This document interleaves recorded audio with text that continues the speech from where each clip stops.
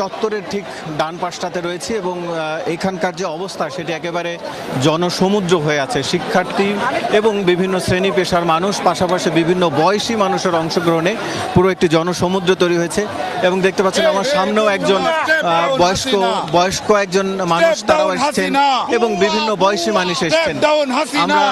আমরা দেখেছি যে বিভিন্ন মানুষ যে স্লোগান দিচ্ছে, বিশেষ করে 9 দফার পক্ষে স্লোগান দিচ্ছেন। কেউ কেউ আবার শিক্ষার্থীদের যে পূর্ব ঘোষণা অর্থাৎ আগামীকাল থেকে যে অসহযোগ আন্দোলনে ডাক দিয়েছে সেই হিসেবে 1 দফা দাবি, সেই দিকেও তারা কেউ কেউ স্লোগান দিচ্ছেন। একটা প্রপার হচ্ছে বিচার চাই, সেটার জন্য আমরা রাস্তায় নেমেছি। যত রকমের মানুষজন দুর্নীতির সাথে জড়িত এবং আমাদেরকে হত্যাকাণ্ডের সাথে হত্যা করেছে তাদের বিরুদ্ধে আমরা বিচার চাই। এই যে এভাবে যে আমাদের ছাত্রদের খুন করলো, তাদের যৌক্তিক আন্দোলনটাকে নস্যাৎ করার জন্য এতগুলা তাজা প্রাণ চলে যে গেল, এই জন্যই আমি আসছি। আমাদের ভাইয়েরা যারা মারা গিয়েছে তাদের হত্যার দাবি চেতে এসেছি। রক্তের উপর বসে, এত শহীদের উপর বসে আমরা কোনো আলোচনা মানবো না।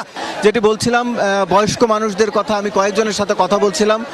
তারা বলছেন যে জীবনের এই সময় এসে তারা শিক্ষার্থীদের উপর যে নির্মম অত্যাচার হয়েছে সেটি তারা কোনোভাবেই মেনে নিতে পারছেন না। তাদের রক্তের উপর দাঁড়িয়ে দেশ এভাবে এগিয়ে যেতে পারে না, এটি তাদের মূল কথা।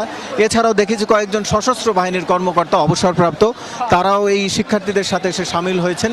এই সন্তানদের যে রক্ত ঝরছে এটা বন্ধ করা প্রয়োজন, অতি জরুরি, এবং সেই জন্যই আমরা এদের সাথে একাত্মতা প্রকাশ করে আজকে এদের সাথে যোগ দিলাম। যেভাবে স্থিতিশীল হয় তার জন্য যা কার্যকরী ব্যবস্থা গ্রহণ করতে হবে, তার জন্য যা যা করার প্রয়োজন আমরা সেটা করতে আমাদের ছাত্র সমাজের সাথে একত্রতা ঘোষণা করতে এসেছি। এই ধরনের পরিস্থিতি আমাদের সার্বভৌমত্বকে অত্যন্ত দুর্বল করে ফেলে।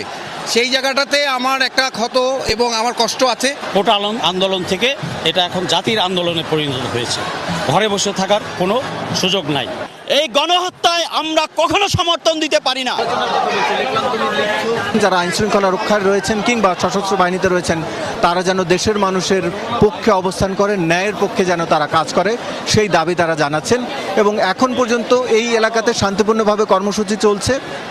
আশপাশে আইন শৃঙ্খলা রক্ষাকারী বাহিনীর অবস্থান দেখেছি, তবে সেটি খুব কড়া অবস্থান ছিল না, ঢিলেঢালা অবস্থা তাদের মধ্যে আজকে দেখেছি। এই ছিল এখানকার পরিস্থিতি। রাসেল আহমেদ, যমুনা নিউজ, ঢাকা।